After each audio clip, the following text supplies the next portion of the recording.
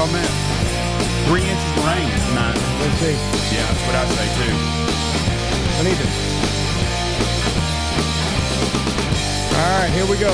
3, 2, 1. Boom! And welcome to the Big Honker Podcast, brought to you by Cedar Run Decoys. I'm Jeff Stanfield with the world famous Andy Shaver. I am in major need of a beard trimming. I got all these stragglers going into my nose. I didn't want to say nothing, but you look like a fucking old man. You look like Walter Matthau.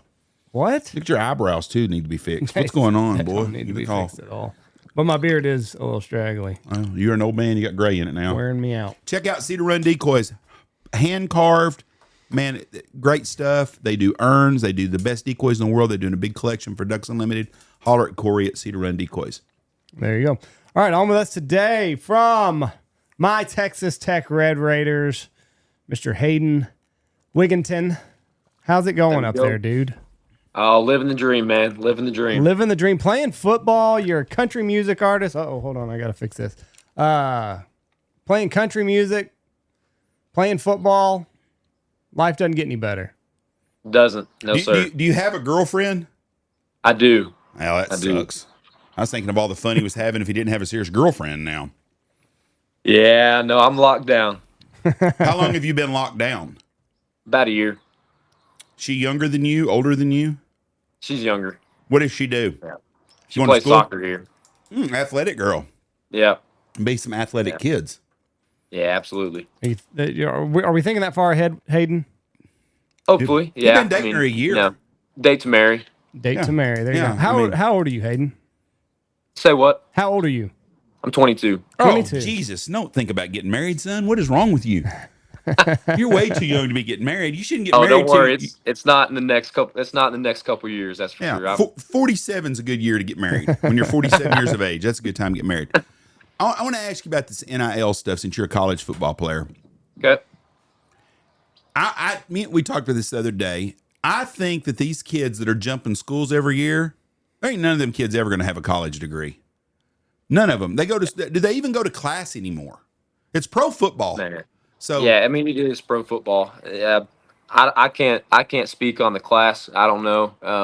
Like I told y'all earlier, I'm online, but our big time recruits that we bring in from the portal, I think most of them do a good job of going to class, but I find it hard to imagine it's like that everywhere. what he's basically saying is no, they're not. Because that's what I was thinking. I mean, you see these kids, like, I did not realize that the kid at Texas, the wide receiver Golden kid, had been at Houston and then came to Texas. Because I was just like, God dang, every year they've got 2 kids going in the first round as wide receivers now. And next year, I saw the mock draft, they got one next year too. Mm-hmm. Well, he's been to Texas 1 year. How many classes do you think he's getting a degree from? Right. And plus, he's probably getting $500,000 a year to play football there. Well, maybe the credits carry over. Well, I'm sure he got some when he was a freshman before all this started, but there's some guys that are there will be some guys in 6 years have been to 6 different schools. Mm-hmm. Yeah, because now your JUCO doesn't count against your eligibility? Right. Yeah, that's insane to me. Insane. They're going to be 28-year-old kids. And then Quinn Ewers is the perfect example. Should have went and played college football 1 more year and got another $2 or $3 million. As a player, I don't know much about your playing career. Did you get to play a lot? Yeah, I've gotten to play on special teams. I'm a little white receiver. I started out at Oklahoma State as a walk-on, and then when Coach McGuire got the job here at Texas Tech, then I transferred over here because I've known McGuire for a long time. But so I was really just coming for the love of the game, not really ever expecting to play. In high school, I had a couple small offers. But I was like, you know what, dude, if I'm going to go play at the next level, I'm going to do it at the highest level possible, see what happens. So I've gotten to play a whole lot more than I thought I was going to. So that's cool. I got a friend of mine, Dudley McAfee, played at Tech. Okay. Yeah. He was a kick returner. He was my coach in high school. Dudley was? Yeah. For, I think my freshman year. He's a great guy. Good guy. Him and Matt McQuarrie, I'm jealous of. Both them old bastards still look like they're about 35 years old. Anyways, Dudley was a hell of a football player. Dudley was a tailback at Old High in Wichita, and he went to Tech, and he ran kicks back for 4 years. Great guy. But Dudley would have never got an NIL deal. And that's my question was, is there problems on the teams with the guys that got the big bag of money and then the guy that's busting his ass that's not getting anything? or not much at all? No, it's you would think so. And I kind of expected it to happen that way, but I mean, no, it's actually really very lack of hostility within the locker room. There's guys on our team getting paid, more money than I've ever seen in my life, and they work just the same as everybody else, and everybody works the same as them, and don't ask any questions. Some guys deserve it, some guys may not. I agree. I agree on that part. But Tech signed the number one. Is it offensive tackle or defensive tackle in the country? Kid from North Carolina State that is the highest player in the transfer portal, and he went to Tech.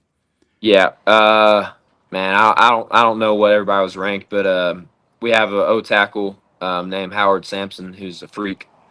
Is that the kid that's just new that just moved in? Yeah, That's him. He's the number one ranked transfer portal player in the country, and he went to Tech. And someone online was bitching about Tech because Tech's got all this new oil money now, and they're like, Tech's the dark horse to be not in the SEC or the Big Ten to actually be a player the next couple of years. And I hope so. I like to give Andy shit all the time because I'm a Texas guy, but I'm glad to see Texas. And I like the coach that y'all hired. I think he's a good guy, and I hope they keep him around. But Tech's got a real history of running off good coaches. You lock up one kid in a closet, and they run you off forever. Your name's Mud in Lubbock. Should have kept him.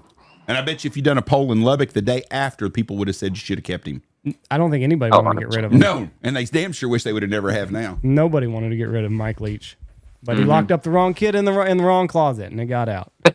That was before. I think that was just when cell phones were coming out. Did he video himself going in the closet, or did somebody video it? I don't even know. I don't remember either. I can't remember. There was cell phones then. I just don't remember. Yeah, if but they I don't know if cameras. they were everywhere like they are now. You put somebody in a closet today, and that's going online. You're screwed. That's going online quick.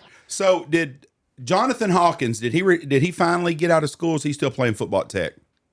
I think he's out. I don't know who that is. He was a middle linebacker for Tech from not Jonathan. It's the kid Rodriguez kid that plays. Oh, Jacob Rodriguez. Yeah, Jacob Rodriguez. He's from Wichita Falls. Does he have one more year to go? Yes, sir. Yeah. Okay. He's playing this year. He was a quarterback in high school. Went to Virginia and played quarterback. Then transferred to receiver. Tech. Yep, and now he's playing linebacker there, and maybe an NFL potential. Oh yeah, like for sure NFL potential. He had one of the best linebacker seasons I've ever seen last year. So you walked on at Oklahoma State. What year was this? This was 2021. 2021. So after that was like during all the COVID shit too. Was that difficult? Yeah, it was difficult. So my class is the first class that didn't get a COVID year, and but we were also the class that was getting recruited during COVID. So none of us got any offers. So we got screwed pretty bad. There's a lot of kids in my class that had to go to a D2 or a lower level D1 and never really made it out because everybody came back for another year. Was James Washington there? He'd already in the pros by then. Hadn't he? Yeah, he was already gone by then. Yeah. He grew up in a small town. He hunts with us, actually. He grew up in a small town about 30 minutes from here. Yeah. Really awesome. nice guy. Really good dude. Really very well-grounded person. He still won't race me, though. Yeah. It's because he want to hurt you. He would have made a killing on the NIL. He would have been a $500,000 $1 million a year guy at college. 100%. And I'm going to tell you right now, if Oklahoma State, T. Boone Pickens died too soon. If T. Boone Pickens was still alive, Oklahoma State would be a top 5 school every year because they would have spent $50 million a year to be good in football. Yep, absolutely. He would have spent that coin. Mm-hmm. Yeah. So, Texas Tech, it's got a pretty good history of producing white wide receivers. Yeah. You're in a good spot. Yep. For sure. Name 3 of them, Andy. Wes Welker, Danny Amendola, and the third one's going to blow your mind. That's what I thought. Haydon Wiginton. There you go. So Haydon, you're you're starting out a country career singing, right? Yes, sir. Did you grow up? Is your dad or mom in a band? Nope. No, nobody does anything with music, even slightly. What made you start picking up a guitar? Man, so my senior year, the back half of senior year, I got bored and I picked it up. I was like, you know what? I'm gonna try to lead worship this semester. I'm not playing football this semester. I'm about to go to college. May as well do something with my life. And so I just picked it up. learned it pretty quick. Started leading worship at my church, and then didn't really think anything of it. And then got to Tech and McGuire. He knew about it and kind of forced me to do country music, and now I'm doing it, and it's awesome. So he was the one that pushed you forward with this? Just he Yeah. heard you play or what? Yeah, so he was actually my neighbor in Midlothian. Okay. All throughout, middle school, high school, as long as I can remember. He was the head coach at Cedar Hill. My dad was the head coach at Midlothian. And, they same district. They played each other all the time. They were good buds. So when he found out I was learning guitar, he called us over to his backyard, said, "Play me some songs." Just went over there one night. We were just jacking around, and then I guess he remembered it whenever I got here. So what's it like now? So you just booking shows? Are you doing like around Lubbock, like Blue Light and everything, or what's the touring like? I'm doing it pretty much all over Texas. I started out just doing it in Lubbock, just because I can't really leave Lubbock often. Yeah. With football, I'm sure y'all know the college football life is pretty much full-time job. It doesn't really leave much room for anything else, which is a good thing. Football is my passion, but it does make it difficult to play shows outside of Lubbock. Yeah, but in this month I'm able to go. I'm doing I can't remember 7 or 8 shows outside of Lubbock. So I'm going to Lukenbach with Randy Rogers, then Crystal Beach with him, and then I'm going back to Midlothian with Stony LaRue, and then I'm headlining in Midland. I just finished up this past weekend headlining at Blue Light, and then I'll be going to Lampasas later on. So I'm able to get out a little bit. You're playing some pretty big. You're with some pretty big people. I was looking at your. You played Larry Joe Taylor. You did Cotton Fest. Mm-hmm. So you've broke through pretty well then. I would say so. I hope so, at least. Hope enough for people to want me back. How did you get connected with Stony LaRue and Randy Rogers? So Randy Rogers was actually my. I'm kind of working with the management in Nashville right now. It's nothing official yet, but we've been not even the management. It's there's a lady that's been helping me out. I'm new to this whole thing, so she kind of hooked me up with. So the guy that she used to work for is Randy Rogers' manager, and she was like, "Hey, I can get you in touch with them. Maybe they can bring you on for a couple shows or something." And I was like, "Dude, that would be awesome." And then a couple months later, she texted me back and said, "Yep, they want you to come on for a couple shows." So that's how that happened. And then Stony LaRue, that one just kind of happened because we're playing the Alzheimer's benefit this weekend. So he's just going to be the headliner, and I'll be the opener right before him. And there's a couple guys on before us, but so that one's more like a festival style. Mm-hmm.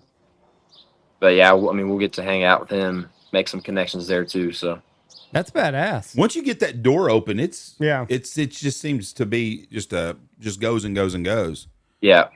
I mean, you look at all the young guys like Parker McCollum. He was playing in Stanford a couple years ago for a couple years in a row, and now he's huge. Morgan Wallen playing on the fair on the back of a trailer not too long ago. So I mean, once you just make that initial breakthrough, and those initial connections are so important.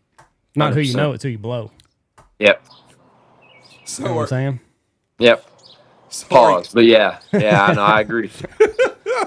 Andy's actually got me dumbfounded here, and I usually don't do this. So who do you, are you playing a lot of your own music now? Yeah. I don't even know how many songs I have out, but yeah, I'm doing mostly originals. I still throw in a bunch of covers just because I don't want everybody to get bored, be like, "Man, dude, this dude freaking sucks. He's playing all songs I don't know." But yeah, I've got quite a bit out, and actually next Friday I'm releasing a full-length album, so I have enough to go around. That'd be awesome. What's your favorite cover you do? Man, I go back and forth Probably all time In My Arms Instead by Randy Rogers. That's the one. Yeah, It's a that's good the song. one. It's my favorite ever, I think. Really? Yeah. Yeah, that's a really good song. Randy Rogers did a free concert for Knox City. Jeff put it on. It wasn't free. It wasn't free. It was It free. cost us a bunch of money. cost Knox City a lot of money. It was free to attend. Yeah. We did that about City Party in the Park. Party in the Park. So if Kiss Me in the That's Dark awesome. or Kiss Me in the Dark, it was Party in the Park. Party in the Park. It That's was awesome. 2011, 12. No, it was a lot later than that. It was like 2016 We were back. or 17. Oh yeah, Reese was born. Yeah, Reese and Dylan both were there. Yeah, that's right. So Okay. 2016, 2017, he come out and did it. He was a nice guy. Yeah. He's a very, very good. It's crazy when you get up north and stuff. People don't even know who he is. He's so huge in Texas. And That's crazy to me. Somebody asked me one time, said said something about having our concert here. Who'd you have? Said Randy Rogers was our headline. Who's that? Mm-hmm. I go, wow, because he's That's huge. wild. He's huge in Texas. That's that red dirt scene though, right? Like it doesn't often translate. Yeah. Yeah, it's Nashville tends to try to block us off from the rest of the world. They don't like whenever Texas guys get big and have better music than them. So Would you say that Cross Canadian Ragweed in that group is that Texas red dirt music too? yeah, absolutely. Yeah, I mean, I even guess- though they're the boys from Oklahoma, that's the whole scene. So Well, it's kind of crazy. I wonder if anybody in Nashville noticed how many 100,000 people were in Stillwater, Oklahoma 2 weekends ago. they noticed they've been trying to replicate it, man. It's that's why they steal everybody from Texas. Parker, Kojo, all those guys. They saw what they were doing a couple years ago. Said, man, we got to have that. I love Carney Look how it's Man. going. That's my favorite song. I love Carney Man. That's your That's song? my favorite song of theirs. Yeah, it's good. No. Yeah, it is. Sick and Tired. That's a good song too.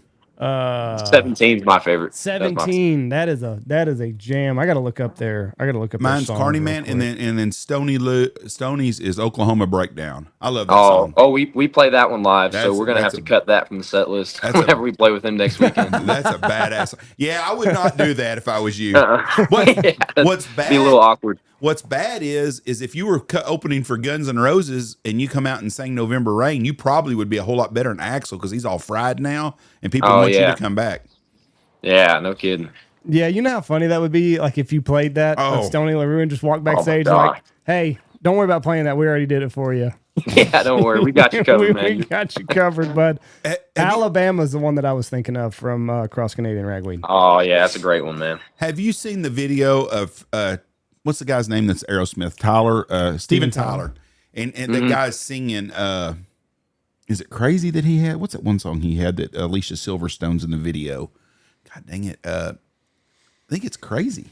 Anyways, it's one of their big hits and it's a ballad type deal. And some guy singing it on the street in New York, and Steven Tyler walks up and sees him singing it. And people start noticing it's Steven Tyler, and he's like and he goes over and sings with the guy, and the dude sang almost as good as Steven Tyler did. Really? It was pretty interesting. I mean, it was just a really cool deal. But you talk about nervous. Yeah. Yeah, no kid, dude. I don't know. He's on the street. He still was very good though. There's a lot of good singers never made it. Oh, 100%. Lots and lots and lots of them. I think most of them could probably put on a pretty good concert if I was. Oh yeah. Who do you think is the greatest country singer of all time?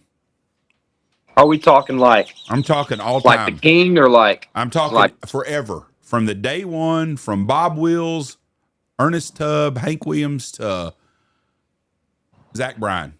Yeah, well, I mean, it's for sure George Strait. Bingo. Thank you very much. Thank you. Andy don't like George Strait. He's a Garth Brooks gal. Oh man, Yep. that's brutal. Yes, Garth's it got is. some good stuff, but he's not George, man. Garth had 3 good songs.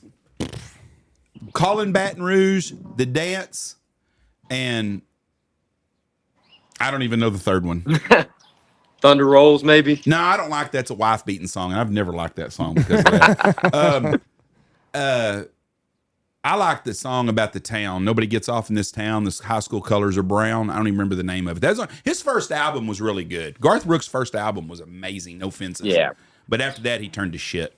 The Dance, If Tomorrow Never Comes, Friends in That's Low a good Places, song. The Friends- Thunder Oh, yeah. Rolls, Calling Baton Rouge, Standing Outside the Fire, Much Too Young. That is a fantastic song. Unanswered Prayers, Beaches of Cheyenne, That Summer, Boy Gets Raped by an Old Lady, To Make You Feel My Love, Rodeo. Yeah, how's he so popular? He sings about a kid having sex with an old woman that raped him. Like you said, if it was a man doing that shit, it had to be a rap song. It wasn't. And then he's got a guy beating his wife. He's got a guy running a truck through a hotel to kill his wife. Two Pina Coladas, Long Neck Bottle. Long Neck Bottle's an okay song. The River. No. Okay, what's he done in the last 20 years? Nothing. Not a damn thing. Okay, Yeah. Jeff. George is still kicking, man. Yeah, he is. He'd have to He's hit not tomorrow if He's he not wanted putting to. out new shit though. Oh yeah. Oh yeah. He Yeah, listen to this man. it wasn't too long ago he released I think it was an album. Hayden, you're killing me here. There's no comparison. George Strait is the greatest of all time in country music. That's by absolute. far. Keep believing it. I do believe it. I know it for a fact. The dance, boy, that'll make you just weep. Great That song. is the first song I ever played live. It was at a little school concert in high school. I was terrible, but that is the first song I ever played live. So I'll give you that. That's a good song. You weren't any good or doing that one? I freaking suck, dude. I still know nothing about music. I just do it because I love it. But Right. like, I was terrible back then. Terrible. What other Should've seen me. what other kind of music do you listen to? Like, what's your Man, playlist in your truck other than your own music? I don't listen to that, but man, I'd say rock is probably about it. You know, the occasional rap, but you know, I get enough rap in the weight room and on the practice field that you know I want to get away from Oh, it. that would kill me. I can't. Yeah. What's your what like your playlist right now? What would be on your playlist that you're just in your truck, just you driving back to Midlothian?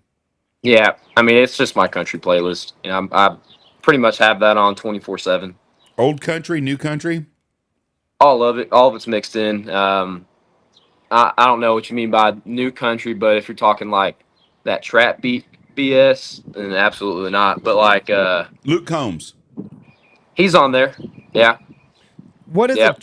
what is a trap beat? Explain that to me because I saw Morgan Wallen said his last album had too much of it in there. Yeah, and it did. Yeah, and there's nothing bad on him. He's one of my favorites. But yeah, I don't like country music that has rap beats in it. Like, you know, if you hear a rap song, it's gonna sound like a whole bunch of hi-hats and you know 808s and stuff. It's that, but in a country song, and not a real drum kit, essentially. So like a Synthetic shit. synthetic drum or like a Yeah. what do they call that? Synthesizer. Is it? I think so. Like, I don't know. I'm old. It ain't got no steel guitar in it. No, it actually, you know, that's their excuse. They call it country because they put some steel guitar in it, but they don't use real drums. But no, I don't like that stuff. And there is an audience for it, and people love it. But that's not me. No, I'm a red dirt guy. I'm a Turnpike Troubadours kind of guy. Well, if I was going to give you advice getting in the music business, just from what I've seen as an old man that does not listen to anything new at all, I would be in the rap business because I see these guys wearing $100,000 chains and getting shot all the time in Fort Worth and Dallas by other rappers, driving $150,000 cars. Somewhere they're living a whole lot better life than I am. Yeah, it's a good life. I don't know how they afford. What's it cost to go to a rap concert? $1,000 a person? Them guys spend some jack. It's insane, man. I don't know where they make all their money at. Because record sales, I wish I knew. Record sales don't pay like it used to for entertainers. You got to be in concert. Mm-hmm. And there's guys I never heard of, like Raw Thuggin' Bones or something. I'm like, what kind of name is that shit? And I made that name up, Andy, so I don't know that there's a Raw Thuggin' Bones, but There's a Thug and Bones. the only time because one of them got shot in Dallas the other day, and his name, I tried to pronounce his name, and I couldn't even pronounce the name of the guy. Yeah, they got some crazy names these days, man. Yeah, and all these people were weeping, and he was such a great guy, but I never such a great entertainer, and he's 19 years old, and I don't know if he'd ever had an album out, but he had a stack of money with him. Mm-hmm. That Mexican OT, he's got it going on right now. Who? I actually do like some of his stuff. See there? Who's it? That Mexican OT? That's the name of the guy's band, or is that a person? him. That Mexican. OT. So that is actually his first. Yeah, I don't think that's his first- government Yeah, name. Well, That no, is his not first his name. government name, but that's what he's. But if that Mexican OT, Yeah. I wonder what OT stands for. Hayden, do you know? Overtime? I don't know. Overtime, maybe. I don't know. He makes some cool stuff though. Yeah, the way he like trills is like his I'm so embarrassed for you, Andy. consonants is interesting. Yeah. He knows what I'm talking He's about. a young guy. You're old. That doesn't mean that I'm dead. I mean, I still like good music. If one of my grandkids come up and ask me, "You've been listening to that Mexican OT?" I'd be like, "Huh?" I could understand it. Virgil Rene Garza is his name. Bay City. Is he a Texas? He's a Texas guy. Yeah, Bay City. That's that new Tejano music. I'll play some of his music later for you, Jeff. That's Out of okay. Texas. That's okay. OT stands for out of Texas. Out of Texas. That Mexican out of Texas. So he's pretty much Texas country. See there? Yeah, it's basically all the same. I'm so old. I remember when we didn't even have Tejano music. This is not. this is not Tejano But music. when Selena got killed, I didn't know who she was. I never heard of her. But then I started seeing every car in town that had a Mexican in it had Selena Lives written on it. I thought, damn, Selena was pretty popular. She was ahead of her time. So, are you writing your own music? Yeah, all of it, every word. What's that like? Is that difficult, or is that stuff come pretty naturally to you? You know, it a little bit of both. You know, there's some days where I'm in a stump and I can't think of anything. I think they call it writer's block. Yeah. But then there's some days, you know, I get an idea and, you know, I'll pump out a song in 5 minutes. It's just, you know, it depends. You know, if there's a good song waiting to happen, it's going to happen.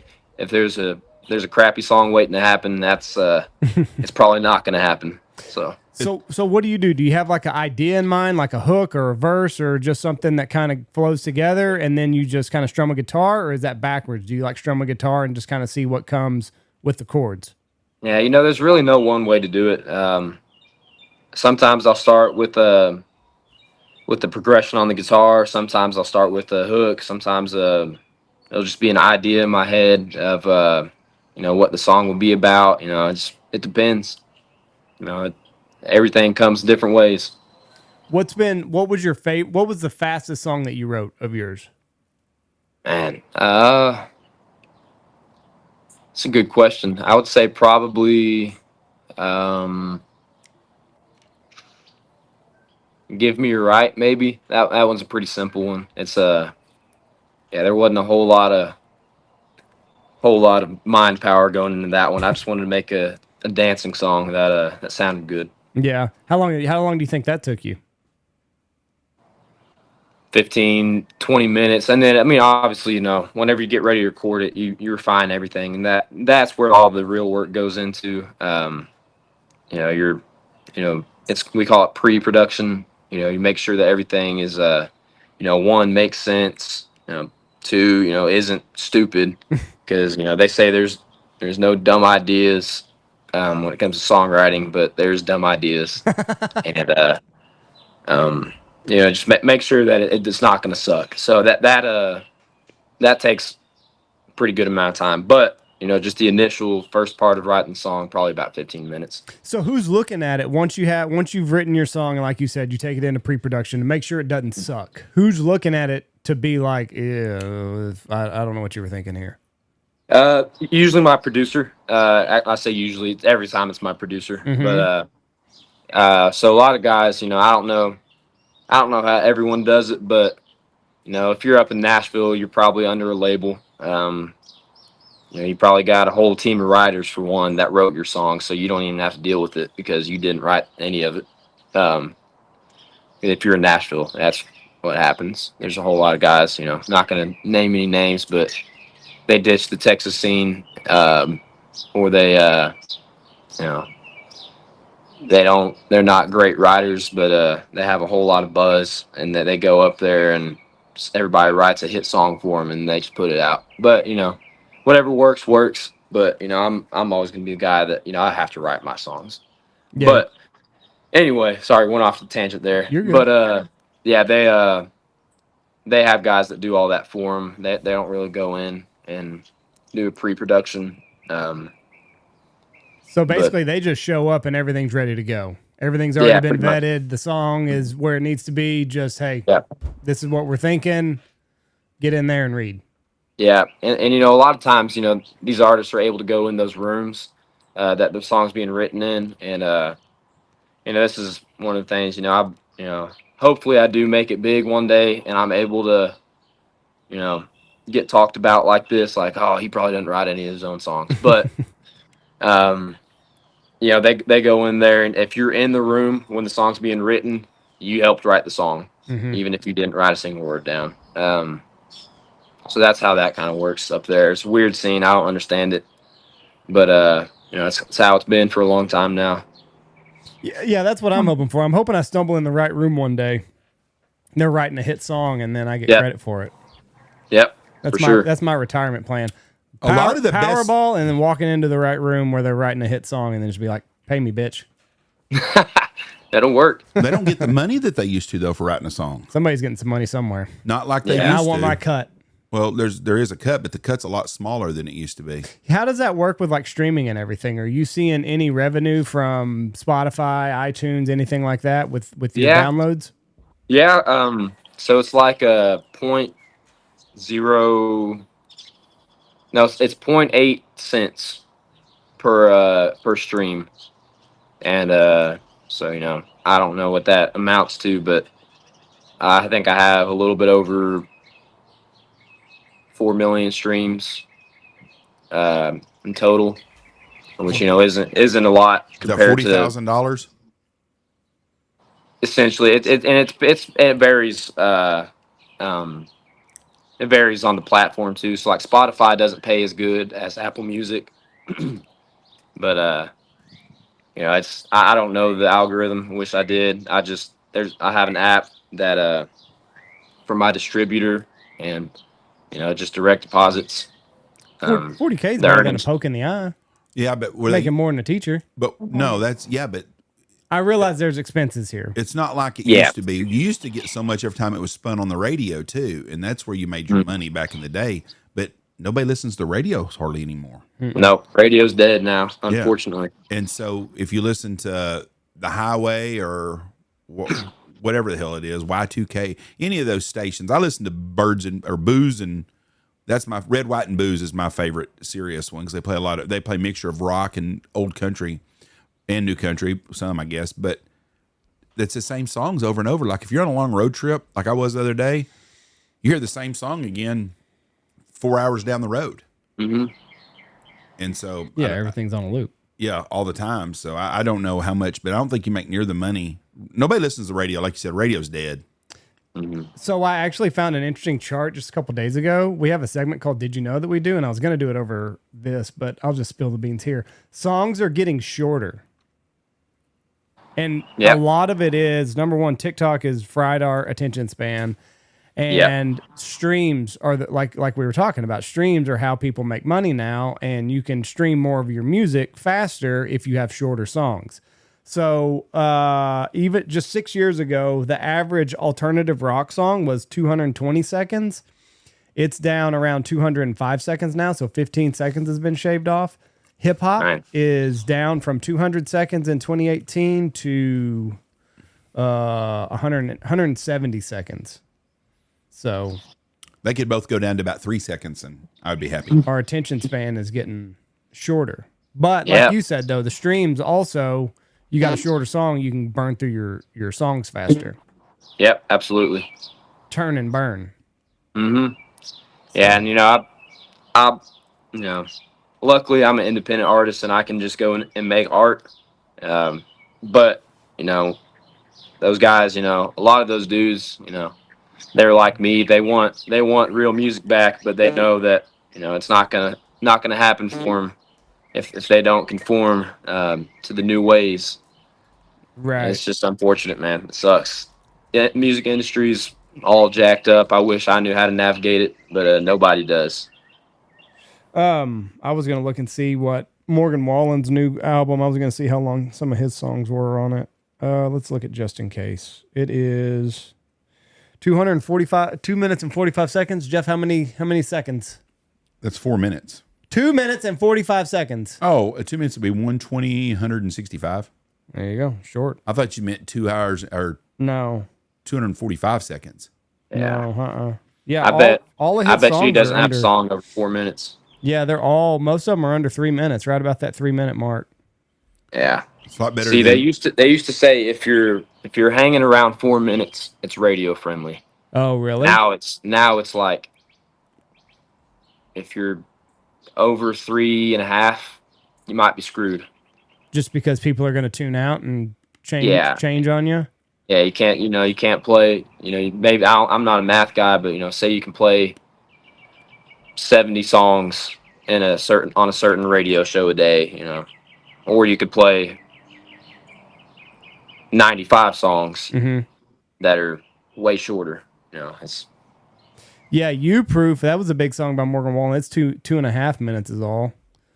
Yeah, not much of his stuff is over. Last Night, another big song, hits 2 minutes and 45 seconds. Just everything's right under that 3 minute mark. The long song, Gita. God, what's the name of that damn song? Iron Butterfly. Yeah, what is that, like 26 minutes long or some shit? I can look it It's up. like ridiculous. we need to bring back Freebirds, those 10-minute songs. Have you done that one? Oh, we have, yeah. For a while, we closed with that. I don't know if y'all have ever been to a Zach Bryan concert, but No. His encore is Revival, and he makes it 10 minutes long, and he gives every member of the band a solo. And it's a really cool deal. So I kind of stole that idea from him, and we do that with Freebird. I give everybody a solo on their instrument, and then yeah, it's a pretty cool deal. But stopped doing that because Freebird got a little bit. It's crazy I'm saying this, got a little bit too mainstream because everybody's doing it. That's crazy. But, What's a great tune, boy. Whew. how it came is. back, though. Everything comes back. That's what I'm figuring out. Like, everything's just a big cycle. Yeah, absolutely. I'm not a big fan of women playing You're not a hair big fan music. of women? Playing hair music. I love women, but playing hair music. I've never, Lita Ford, I just didn't like the women, the Heart or whatever it is. But I heard Carrie Underwood done Welcome to the Jungle, and I heard it on the radio. That boy, she's so much is good. She played the shit out of that. Dude, she's a bad MF, man. She is, boy. But I was really surprised. It's like Carrie Underwood with Welcome to the Jungle, and I was fixing to turn it off. I thought this is gonna be trash and shit. She done a better job than Guns N' Roses does now. So what on Freebird, when y'all used to do that and everybody got a solo, did everybody just kind of improvise it, or did they have that rehearsed, or do they just get up there and whatever they're feeling, play it? Yeah, I mean, they rehearse it, but I mean, the good thing about having good musicians in your band is, they can play anything at any time as long as they know the key, they know their way around the instruments. Okay, so let me ask you this: when you cover a song, do you know the words to it, or do you have your phone up? Oh yeah, no, I do everything by memory. Yeah, I think it's bad if you have your phone up there. Right? I agree. Who does that? We were in Nashville, and there was a guy playing. There's bars on every corner. We were in a bar, and a guy was doing cover music, and he just had like a big iPad up with the lyrics. No shit. I just couldn't imagine. Yeah, I couldn't be a singer. I forget the words. Well, I mean, that's part of the allure of it. I agree. But yeah, like he was like, all right, we got whatever. And then he would, go over there. And like, it's even to the point now, it was like, he didn't even have to scroll up. Like it would just kind of just time it. With the music. Yeah, with the music. You can do that on your phone. Yeah. I know that, but. There is situations where that's okay. Like if you're a cover band and, you're taking requests. Right. Then I see it. But like if it's your concert and your name's on the ticket, and I mean, one, you shouldn't be taking requests at your own concerts. They pay. If you're playing and people are paying to see you, they're paying to see what you came up with, not what they want to hear. Right. But I was at a comedy club one night, and a guy was reading jokes off his phone. Oh, really? He was terrible. That's no good. I mean, he was bad. It was bad. I made fun of him when I got on stage. I mean, he was bad. Yeah. I'd never seen that before, but reading fucking jokes off of a phone. That's, and I'm probably going to step on out there and piss some people off. Oh, this is going to be good right here. No, I'm that way with like podcasts. When people have podcasts, they're like, hey, who should I interview? Motherfucker. Just step on out there and start booking some people. Like, what are you talking about? Like, find out whoever you think's interesting and then get them on your show. Don't be taking requests. That's just kind of, now I'm going to have to ask for who I should interview next. That's what I was fixing to say. Somewhere down the road, this going to bite you in your ass. Who should we interview next? And I understand, like, who's interesting or whatever. And maybe some people could, offer a little bit of insight on who's hot and not, but just like, dude, you got your show, just run it the way you want to. So, Yep. are you going to play football next year? Yes, sir. Yep. This is my last season. And then we're going to go to Nashville or stay in Texas? Probably stay in Texas, but you know, I'll make some trips up to Nashville just to do some writing. Then you know, see where it goes from there. But you know, I'm going all in on music after this, though. Have you spent much time in Nashville? I've never been. There's a lot of people trying to get in the business there. I know. I have a good friend of mine whose wife's in the music business, and he told me, he said, that's a dead end road. It is. Yeah. That's why I'm staying in Texas, where they still support their artists. Yeah, he said it's basically all you're doing is making a bar some money every night and getting some money in your tip jar. And he said, that's it. He said, there's not very many. I even read a deal on it, and I think Rascal Flatts was one of the Rascal Flatts and maybe Jason Aldean are the last two guys that played on the Strip that's made it. And I'm not for sure if it's Jason Aldean. I know Rascal Flatts was one of them, but I think it was Jason Aldean that started, you know, that made it, got their mark. Mm-hmm. Which back in the old days, you cut an album or a record, and you gave it to a bunch of disc jockeys and hope they'd start playing the damn thing, and then people would get your stuff out. Yep. I'm looking it up. Have you got to see Willie Nelson in concert? Yeah, I actually have. I saw him not this past summer, but the one before. I saw him in Whiskey Myers and Flatland Calvary. They all played a show at DeSakis in Dallas. What was Willie like? You know, he's still kicking. But his son played most of the songs. He was just kind of up there. He was singing. He's done. Yeah. He's 91 years old. He just had a birthday, 2 days ago, Indy? Yeah, today? Freaking crazy. Today, 91 years old today, and just, I saw a picture of him like a couple of days ago, and he looked like a 91-year-old man finally. Yep. Yep. Laney Wilson and Luke Combs. Laney Wilson was also a street singer? Oh, I don't know about a street singer. That's what I'm talking about. People that were actually, you know, playing in Reds and playing in Kid Rock and that. Yes. Okay. I thought you meant like actually on the street. Yes. No. They were performing on Broadway. Yes. Okay. But there's so many of them that never ever. It's just that's a tough. Back in the day, though, the music writers would come there and listen to somebody, and they'd be from RCA or somewhere, and they'd find someone they liked and try to sign them to a contract. Yep. Now they're probably flooded because of the internet and stuff. They get all the stuff. They don't have to go down there no more. Dude, only way you make it now is if you have TikTok go viral. That's it. Yeah. And it's awful. I hate that dumb app, dude. It's stupid. I don't even run it. So do you have somebody that runs all your stuff for you? Yeah, I've started. There's some guys that are helping me with that, but I miserably hate social media. Really? I think it's stupid. I think, you know, if you're getting your break off of social media, man, good for you, but that's just not the way I want to do it. It's just, and unfortunately, it's the way you have to now, which is why, you know, I'm still playing the game, but it's brutal. Yeah, it's tough, right? Because, you know, you got your way that you want to break through, but then there's like the way the game's being played right now. Yeah. And it's like you either adapt or die. Yeah, absolutely. And, you know, I'm a son of a football coach. You know, I've been a football player my whole life, you know, playing, you know, power forward football. You know, the only thing I've ever known is work. And, you know, I'm a firm believer that, you know, the only way you get something good out of anything is by putting every bit of work you can into it. And now dudes don't put jack shit into it, and, you know, they make it and make it big, like overnight. Yeah, that's the frustrating part of it all. Yeah.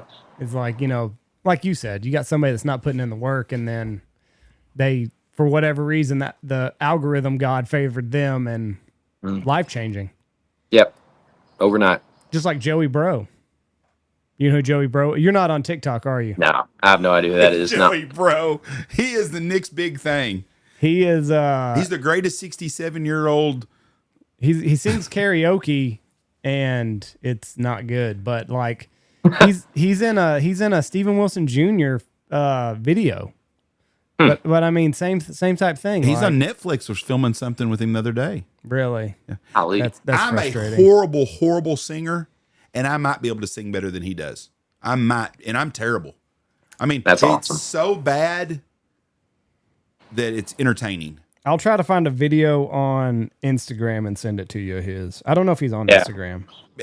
And what's funny about he's on IG. What's funny about him is that if you want to put, I'll comment on stuff being a smart ass all the time, and he's always replies and shit. But he'll have, I don't know how many 100,000 people follow him. I mean, he's got a big following. But if you want him to request a song, I mean, he sings so bad. I wanted him to do one of Elvis Presley's songs. I can't remember which one it was, with the ballad type deal, because he would butcher the shit out of it. And someone's like, "Oh, if you want that, you got to go to his private page. It costs $75 for request." This guy's terrible. I mean, he's terrible. He's doing Freebird. He's doing Freebird here. I'm sending it to you, Hayden. You can watch it after. But yeah, this is a guy that's on. He's in a Steven Wilson Jr. video. Steven Wilson Jr. is my guy. That's the guy that I like. Do you listen to any of him? Man, the first time I'd heard of him was I think he did the national anthem for the draft. Was that? I don't know. I don't know if he did or not. I didn't watch the first of the draft. I'd have to look at that. Does he wear glasses? Yes. Yeah. Yeah, he did. Yeah, so that's the first time I'd ever heard of him. Oh, he's amazing. He's got really good stuff. He does a cover of "Stand by Me." Great song, Year to Be Young, 1994. "I'm a Song" is a really, really good one. He's got a lot of good music. I really like him. Yeah. But awesome. I think he kind of came up the tough way. I think he's been in Nashville like over a decade and kind of scraping to get by. And yeah, where's the old boy at that sang the song of being fed up with everything? The redheaded hillbilly kid. I don't know. He dropped off the face of the earth. Yeah, he did. Oliver Anthony. Yeah, that's his name. Boy, he had one that his hit song was huge. Yeah, well, he tried bashing on Parker. Oh, really? Yeah, he said Parker uses auto-tune in his concerts, and then Parker, being the stud that he is, said, "Hey, boy, no, I don't. You can come to one of my concerts." And I mean, Parker won that war, and then after that, that was the last we heard of him. That was it. That was it. That's tough to follow up on, Oliver Anthony, because that song was so big. You know what I mean? Like, the odds of you creating lightning in a bottle twice, it's so low. And that's got to fuck with your head a little bit. You know what I mean? Like, if you got success, you want it to kind of be incremental, and like you finally find your peak after different plateaus, and kind of a nice ascension. But when you go straight to the top, like, there's nowhere but the bottom from there. Yeah. So I don't know. That's got to fuck with your head a little bit whenever you're writing songs. Just knowing, like, I'm not gonna ever do this again. Yeah.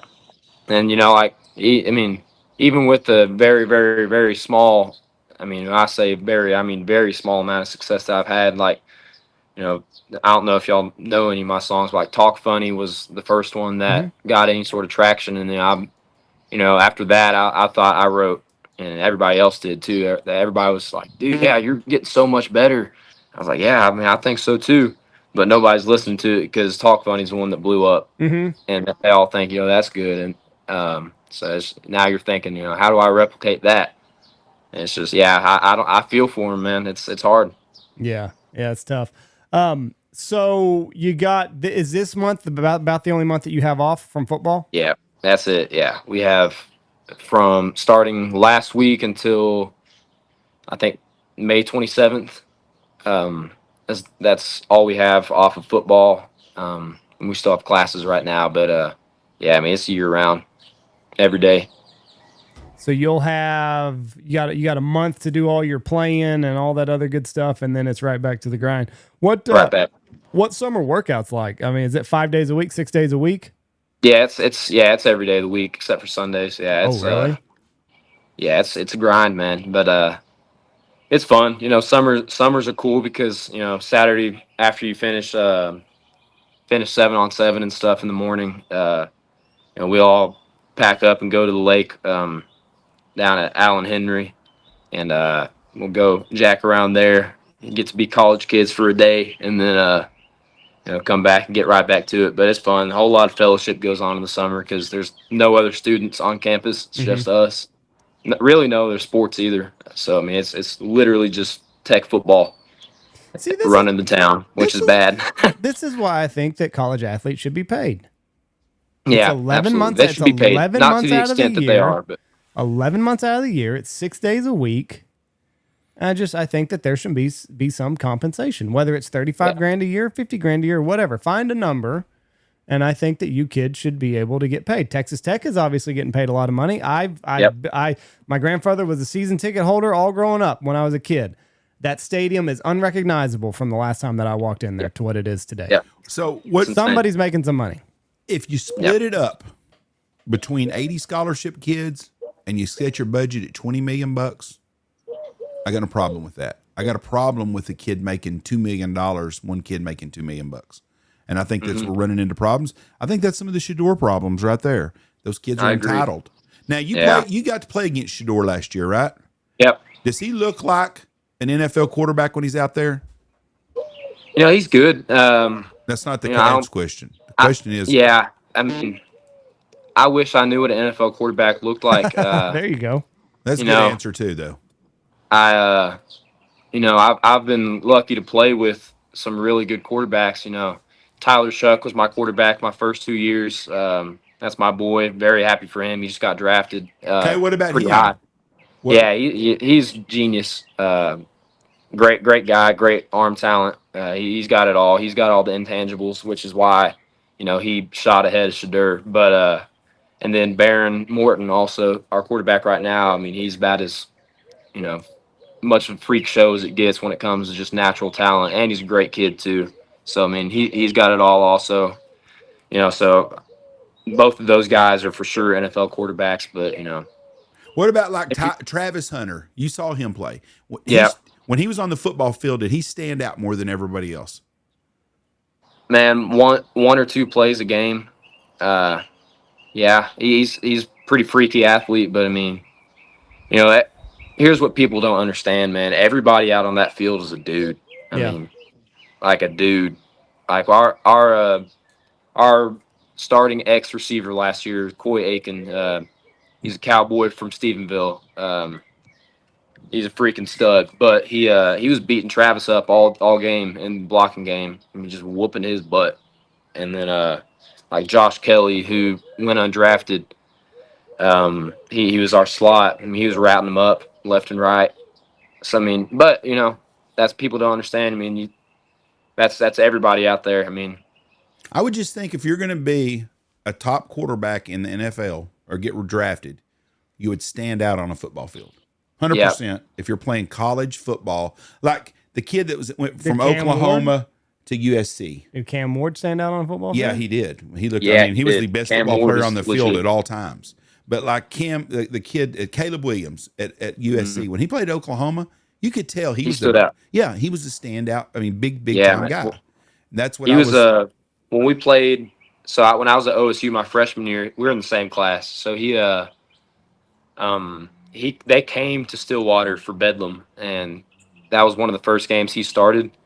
And golly, and we ended up beating them, but that was one of the craziest performances I'd seen by a football player. I mean, you saw him and you're like, yeah, this kid's different. It's like Vince Young. When Vince Young was at Texas, he was the best player on the football field at all time, which if it translated to today's NFL, he would be a big star probably, but it's a different game.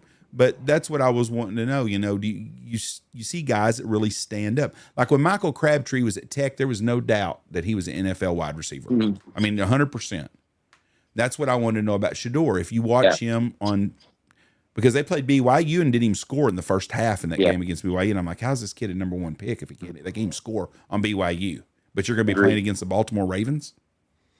Yeah. Shador showed his ass in Lubbock, too. Isn't that where he took the ball from that ball boy? No, it was his brother. Yeah, it was, gosh, dude. That was freaking. I thought it was and that's the thing. That's why he fell so late. I mean, he's a good quarterback.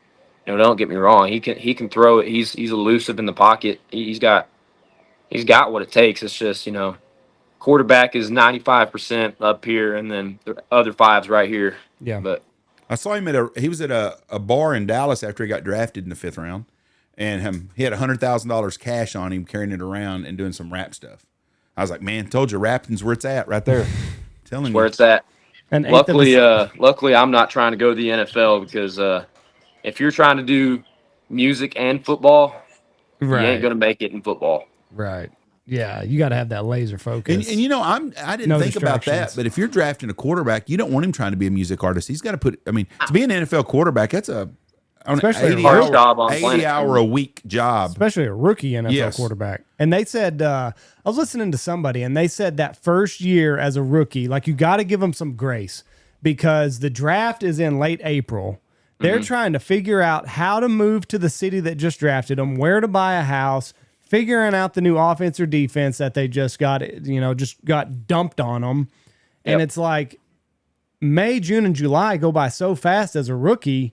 You're in training camp before you know it, and you're having to learn a playbook, and you're having to speed up your game to compensate for the speed of the game around you. And it's just like there needs to be a little bit of grace given to rookies, especially quarterbacks. That's why I didn't understand, and they could have, like Tennessee drafted Cam Ward first. I would have given him my playbook 8 weeks ago if I knew I was taking. Is that legal though? Can you do that? I don't know. That's what I don't know either. But to me, that's what I would do. Well, yeah. I mean, we're taking you first. Here's our playbook. Yeah. Start Good learning it luck. in February. Yep. Yeah, I don't know how all that works. I don't know if you can have contact with them. When they name a play, it just blows my mind. Yeah, man, it's crazy. I mean, what happened to just a simple T32?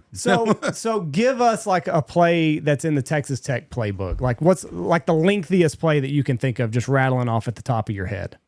Man, I don't know if I'm allowed to do that. Okay, how about I'll this? try to use Count- placeholders. Count the words that are in a play just in your head, and then tell us how many words it is. Say,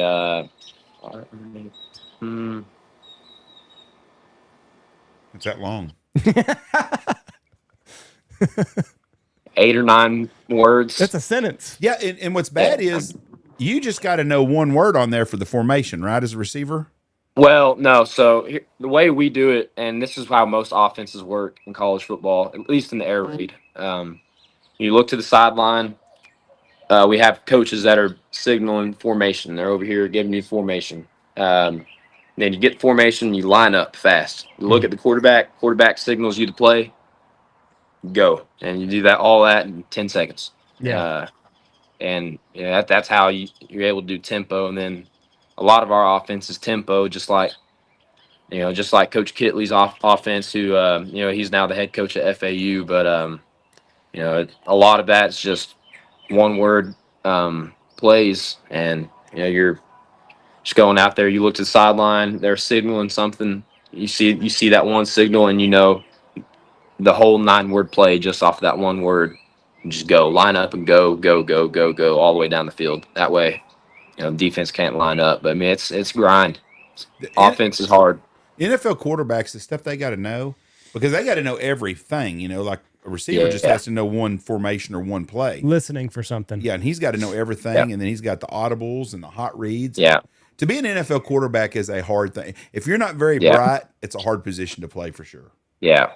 And not saying that receiver is nearly the level of intellectual difficulty that quarterback is, but at receiver and tight end, those are two pretty difficult positions in an offense to learn, just because you have to know the whole concept. You have to know what you got to know where the running back's going to be. You got to know if he's coming out in the flats. If that way you have flat control. You got to look out there. You got to see the shell of the defense. Whether it's too high, one high, whether they're dropping, whether there's going to be a blitzer. You got to know everything before the play, or it's not going to work out for you. And that's something that if you can't do that at the NFL level, you're not going to make it. And that's why some guys in college just run down the field, catch the ball, and look great, and then they come to the NFL and they suck because they can't read a defense. That's why Des Bryant, they said, had a lot of problems. They had to dummy down the play calling. Yeah, I believe it. Yeah, but it happens to a lot of guys. They got all the dummies on defense. See-ball, hit ball. Yeah. See-ball, hit ball. That's all you got to do. Yep. Well, I'd sure like for you to tell one of them guys that. You're just a big old fucking No, oversized they know it. dummy. Yeah, they know it. They do? Yeah.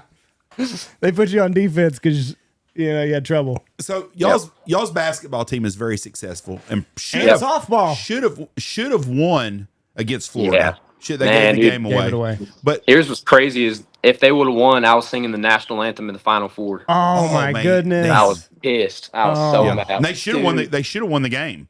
Mm-hmm. So if if the kid that came back, he's an NBA player. I think he's the number 1 ranked player in college right now. Yeah, he's good. What kind of NIL deal does a guy like that have compared to the football? They don't pay near as much in basketball, do they? Oh, they pay just as much. Yeah, it's So he's getting big time money too. Then. Yeah, and I don't know him. I don't think I've ever met him. We don't really know the basketball guys or any other athletes for that. Yeah, I think I saw on Twitter he's making $4 million or something.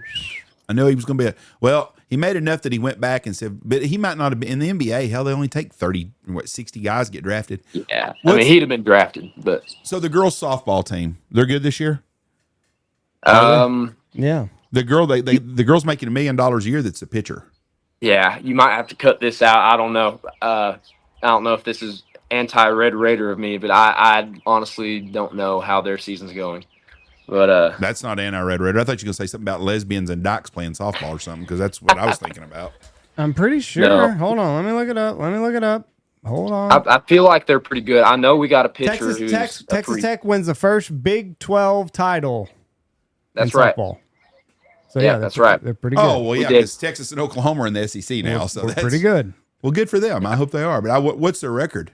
39-10, 8-2, 18-2 in Big 12 play. I bet that one girl's one. She's supposed to be really good. Got $1 million.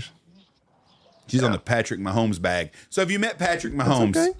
Does he come does he come around a lot? I wouldn't say a lot, but as much as a NFL quarterback can. Yeah. I mean, he does a lot for our program. There ain't a guy playing in the NFL that loves his college more than Patrick Mahomes. No. I've said that for years. It's so nice to see a guy that appreciates where he come from.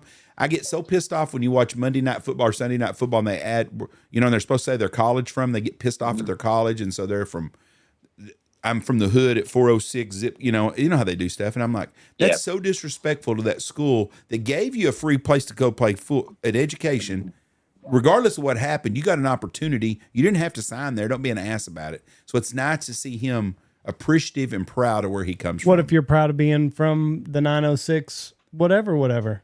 Don't play the devil's advocate on this. You know exactly what I'm talking about. I'm just saying, you can be proud of where you come from. Aaron Rodgers says Butte Community College sometimes. Should he be proud of that, or should he say Cal? Does he say both Cal sometimes too? I think he just says Butte. So he's pissed off at Cal. That's what I'm saying right there. But I mean, the guy at Butte gave him the initial foot in the door. Had it not been for Butte Community College, we wouldn't have Aaron Rodgers. Then you can name both of them. He can say Butte College, you don't have California. That much time. He's Aaron Rodgers. He can say a time. They give him plenty of time. But I think it's nice to see Mahomes be so proud to be a Red Raider. Yeah. Yeah. And what's cool is that's everybody that's a Red Raider too. That's right. That Raider rash gets in your system and it never leaves. Yeah, never leaves. Yeah. It never leaves. Better get penicillin for it. You never see Tom Brady talking about Michigan. Nope. No, he doesn't, because he wasn't a big star at Michigan. That's why. Yeah, they claim him though. But they got a statue of him. But he played 3 games here, but he's the greatest quarterback in the NFL history. But he couldn't start in front of Drew Henson. We're gonna claim him. All right, Haydon. Listen, dude, this has been a lot of fun. We wish you all the best with your music career. I hope you have a healthy season coming up here. Thank you. In the fall. Stay safe this summer. I know you go to the lake on Saturdays, so be safe out there. Don't do anything dumb and hurt your shoulder tubing or anything fun like that. But it's all right. I already got to get shoulder surgery anyway. So what'd you do? I'm all jacked up. I got to get both of them, both ankles, everything. I just torn up. I played college football too long. I bet the same guy operating on him operated on you, Andy. No, he retired. Oh, he did retire? Yeah, Dr. King. I tore my labrum my sophomore year of high school, and then I got it fixed my junior year of high school, and it was Dr. King. He did all the baseball stuff for Tech, like shoulders and elbows and stuff. But yeah, he retired a couple years ago. He also did my grandfather, both of his rotator cuffs. So gotcha. Fucking weak shoulders running the Shaver jeans, man. I don't know. Yeah. But yeah, seriously, dude, stay safe out there.